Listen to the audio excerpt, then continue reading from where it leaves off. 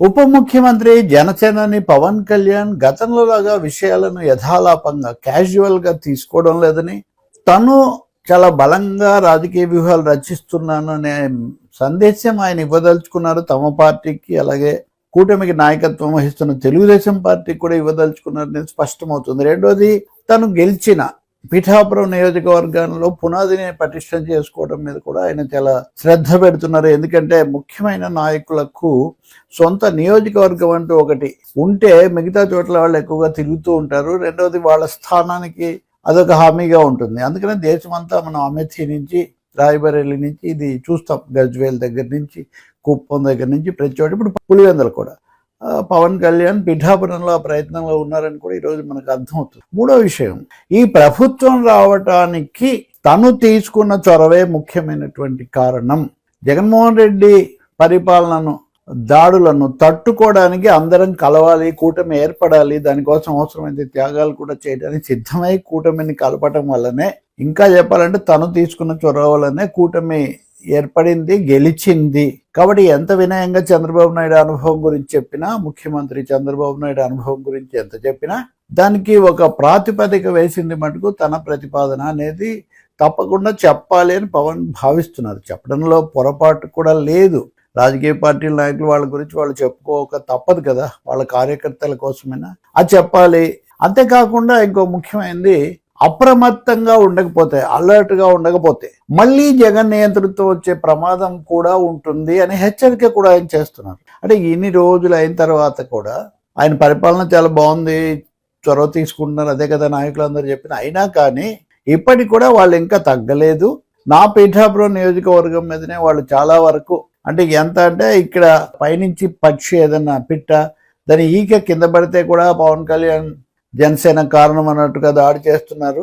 పులివెందుల్లో అప్పటి ముఖ్యమంత్రి జగన్మోహన్ రెడ్డి బాబాయ్ వివేకానంద రెడ్డి హత్య జరిగితే కూడా అది పెద్ద విషయం కాదు ఇది అని. నిజానికి అది కాదు. వివేకానంద రెడ్డి హత్య మీద అప్పటికి ఇప్పటికీ జరగాల్సినంత వివాదం జరుగుతూ ఉంది. కోర్టు కేసులు, ఎవరి వాదనలు, అది వేరే విషయం. కానీ ఫోకస్ ఎప్పుడు మీడియాలో ఎప్పుడు తగ్గలేదు, అది అలా ఉంచుతాం. సో అప్పుడు అలాంటివి రాలేదు. కానీ ఇప్పుడు దీన్ని మటుకు ఇక్కడ ఏం జరిగినా పెద్ద చేస్తున్నారని చెప్తున్నారు.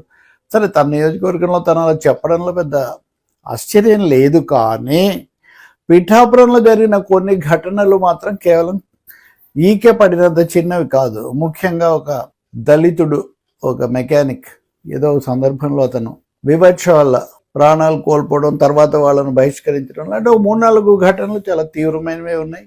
సర్దుబాటు చేయడానికి తెలుగుదేశం, జనసేన నాయకులు కూడా అక్కడికి వెళ్ళారు. అవన్నీ ఈరోజు చెప్తారని కాదు, కానీ జరిగాయి. అన్ని చిన్నవే అంటే పొరపాటు. రెండవది, తెలుగుదేశం జనసేన మధ్యలో ఐక్యత, ఈ విషయం కూడా ఆయన చాలా తీవ్రమైన హెచ్చరిక చేశారని చెప్పాలి. ఎందుకంటే నేను రావాలని కోరుకున్నప్పుడు నేను వస్తే అన్నారు, తీరా మీరు మా నియోజకవర్గానికి మళ్ళీ రాకూడదు, లేకపోతే మిగతా చోట్లంతా ఉండాలంటే మీరు మమ్మల్ని గెలిపించడానికి రావాలి, కానీ ఆ తర్వాత మీ జోక్యం ఉండకూడదు, మీ కార్యకర్తలు రాకూడదు అని. ఇది ఎవరికి వర్తిస్తుంది అంటే ఖచ్చితంగా రాజకీయంగా చూస్తే తెలుగుదేశం నాయకులు జనసేన మద్దతు తీసుకున్నారు, పవన్ కళ్యాణ్ జనాకర్షణను ఉపయోగించుకున్నారు, కానీ జన సైనికులకు తగిన ప్రాధాన్యత ఇవ్వడం లేదు. వాళ్ళు లేకుండా అంతా తమ చేతుల్లోనే ఉండాలనుకుంటున్నారు. కాబట్టి నేను ఈ విజయానికి కూటమి ఏర్పాటు చేసి ఇదంతా చేసినప్పటికీ కూడా నేను రావాలన్నంతగా వెంటపడిన వాళ్ళు కూడా మా వాళ్ళని రానివ్వట్లేదు. అంటే జనసేన ప్రాధాన్యతను తెలుగుదేశం గుర్తించట్లేదు స్థానికంగా కొంతమంది అనే హెచ్చరిక గతంలో బొల్సెట్ శ్రీనివాస్ లాంటి వాళ్ళు చేశారు. ఇంకోసారి ఇతర చోట్ల కూడా ఇట్లాంటివి వినిపించాయి. ఇప్పుడు ఈయన చాలా తీవ్రంగా దాన్ని చేస్తున్నారు, కానీ తన భాషలో, తన శైలిలో. ఇంకా 4వది, వైసీపీ వాళ్ళ మీద విమర్శలు, అవి సరే అవి ఎలాగూ ఉంటాయి, ప్రధాన ప్రత్యర్థులు కాబట్టి. కానీ తన భవిష్యత్తు రాజకీయం ఎలా ఉంటుంది, అలాగే బీజేపీతో, టీడీపీతో సంబంధాలు ఎలా ఉంటాయి. బీజేపీ, టీడీపీ ఒక కార్యకర్త గురించి చెప్తూ ఆయన జనసేనో బీజేపీయో నాకు అర్థం కాదు కొన్నిసార్లు అని ఒక మాట అన్నారు. నిజంగా ఒక పార్టీ అధ్యక్షుడు ఇలా అంటాం ఆశ్చర్యమే, కానీ ఈ పరిస్థితి తెలుగుదేశంలో వాళ్ళకి కూడా కొంతమందికి ఉండొచ్చు. లేదు, పూర్తిగా చేరారా లేదా, చేర్చుకున్నా కానీ ప్రాధాన్యత ఇవ్వలేదు అనే ప్రశ్న కూడా చాలా మంది విషయంలో ఉంది. వైసీపీ నుంచి వచ్చి చేరతామనే వాళ్ళకు ఎవరిని చేర్చుకోవాలన్నా తెలుగుదేశం నుంచి పూర్తి గ్రీన్ సిగ్నల్ రాకపోతే కష్టం కదా అనే ఒక భావంతో దూరంగా ఉన్న వాళ్ళు ఉన్నారు. ఇవన్నీ ఆయన దృష్టిలో ఉన్నట్టుగా దీని ద్వారా సంకేతాలు ఇస్తున్నారు, మీరు ఆ పార్టీనో ఈ పార్టీనో తెలియదు, ఎక్కడైనా మీరు నా వాళ్ళే అనేటటువంటి మెసేజ్. సినిమా రంగానికి సంబంధించి కూడా నా సినిమాలు ఫ్లాప్ అయినా కానీ లాభాలు వస్తాయి అంటే, నిజంగా పెద్ద హీరోలకు మొదటి ఓపెనింగ్ కలెక్షన్స్ ఎక్కువ ఉంటాయి అనేది నిజమే, కానీ ఫ్లాప్ అయిన లాభాలు ఎలా వస్తాయి అంటే బహుశా వాటి గురించి ప్రచారంలో చెప్పుకున్నంత ఖర్చు పెట్టి ఉండకపోవచ్చు, అందువల్ల వస్తుండొచ్చని. పరిశ్రమలో ప్రత్యేకించి పవన్ కళ్యాణ్కి పేరు ముందు నుంచి ఉంది, ఇంకా ఈ ధోరణులు పెరక్క ముందు నుంచి.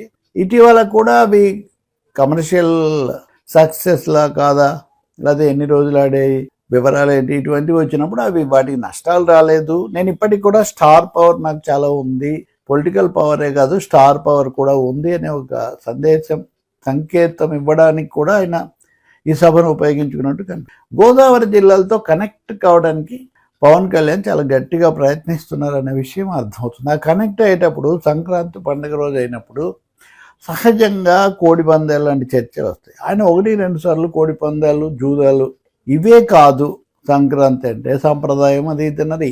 సంక్రాంతి లాంటి వ్యవసాయ పండుగలు వ్యవసాయ దేశాలన్నింటిలో ఉన్నాయి, అక్కడ సంప్రదాయాలు అక్కడ ఉంటాయి, అదే అలా దాంట్లో పెద్ద అభ్యంతరం లేదు. కానీ కోడి పందాలు, జూదాలు సరదాగా చేసుకుంటే పర్లేదని ఒక మాట అన్నారు అనమాట. అంటే పూర్తిగా వాటికి వ్యతిరేకంగా మాట్లాడితే అక్కడ అది కూడా చెల్లుబాటు కాదనే ఉద్దేశం. కానీ అంతకంటే ముఖ్యంగా ఈ సాంప్రదాయాలన్నీ తెలుసుకోవాలి అని, వీటి అన్నింటినీ పదే పదే కొంచెం గట్టిగా ప్రస్తావించడం ద్వారాను, ఇంకొన్నిసార్లు ఏమో కొంతమంది తగినంతగా స్పందించడం లేదు, జనంలోకి వెళ్ళి ఇవన్నీ చేయడం లేదని చెప్పడం ద్వారాను గట్టిపరచుకోవడానికి. రెండోది కూటమికి మా మద్దతు, మా పాత్ర, మా చొరవ, మా ఆకర్షణ చాలా ముఖ్యమని చెప్పడానికి కూడా ఆయన ప్రయత్నిస్తున్నట్టుగా స్పష్టంగా అర్థమవుతుంది. అంటే ప్రతిసారి చెప్తున్నారు ఆయన, నేను సీరియస్ పాలిటీషియన్ను. ఇంకోటి, నేను చాలా పట్టుబడితే ఏదైనా చేస్తాను, నన్ను వదిలిపెట్టకండి. పట్టుబట్టడం అన్నది వైసీపీ వాళ్ళతో పాటు తమను ఇబ్బందులు పెట్టే వాళ్ళందరికీ వర్తిస్తుంది కదా. కాబట్టి ఒక బాణం అనేక లక్ష్యాలు అన్నట్టుగా ఈరోజు సమావేశం అంత భారీ ఎత్తున ఏర్పాటు చేసి అందరినీ అక్కడ సమావేశపరచడంలోనే పవన్ కళ్యాణ్ యొక్క ఆలోచన, ఆయన చెప్పాలనుకుంటే తెలుస్తుంది. ఇంకోటి కూడా ఉంది, ఆయన వేదిక మీద నాయకులు పరిచయం చేసేటప్పుడు నాదెండ్ల మనోహర్ గురించి ఆయన ప్రత్యేకించి ప్రశంస వాక్యాలు చెప్పడం, దీంట్లో కూడా రాజకీయ సామాజిక సంకేతం ఆయన స్పష్టంగా ఇస్తున్నారు అనేది కూడా మనకు తెలుస్తుంది. నాగబాబు ఉన్నట్లు లేరు అక్కడ నేను గమనించినంతలో. ఒకటేమో పిఠాపురం మీద మరీ అధికార యంత్రాంగం చాలా ఎక్కువ శ్రద్ధ చూపిస్తూ ఉంది, ఆ మేరకు మిగిలిన వాళ్ళకి సమయం తగ్గుతుంది అన్న అసంతృప్తి ఒకటి ఉంది. రెండోది, పిఠాపురానికి ప్రతిరోజు రానక్కర్లేదు, నేను రాకున్నా కానీ పనిచేసే వ్యవస్థ నిర్మించడం నా లక్ష్యం అన్నారు.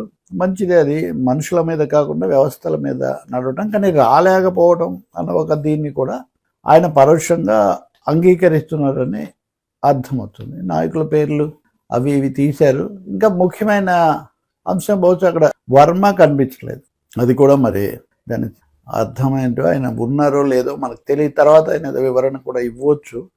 కాబట్టి పీఠికాపురం అని పిలిచేద్దాన్ని 1-2 సార్లు పీఠికాపురం అని అంటూ ఉంటారు. కానీ పిఠాపురం పీఠాన్ని కాపాడుకోవటం ఒకటైతే, పీఠాపురం పాఠాలు కూడా పవన్ కళ్యాణ్ బాగానే నేర్చుకుంటున్నారు అని ఈ సంక్రాంతి సభ చెప్తూ ఉంది.